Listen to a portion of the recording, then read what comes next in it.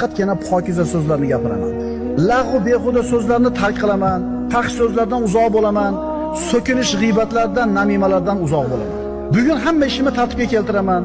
Palapartishlik yo'q, eplamachilik yo'q, ko'zbo'yamachilik yo'q. Kitoblarimni tartibga keltiraman, ish stolimni tartibga keltiraman, xonam, ishxonam hammasi tartibli bo'ladi. Usti boshimga qarayman, so'zlarimni, harakatlarimni tartibga keltiraman. Alloh yaxshi ko'rgandek go'zal bo'laman. Bugun Robbimga bo'lgan itoatda g'ayrat ko'rsataman. Namozimni eng komil suratda ado qilishga harakat qilaman. Nafl amallarni bajarishga, Qur'onimni go'zal tilovat qilishga, vaqtimdan unumli foyda olishga harakat qilaman.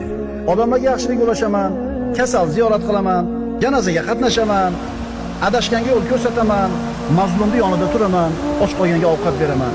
Olimni hurmat qilaman, yetimga shafqat qilaman. Ey inson, sen kechagi kunning odami emassan, ertangi kunning ham odami emassan. Sen bugunning odamisan.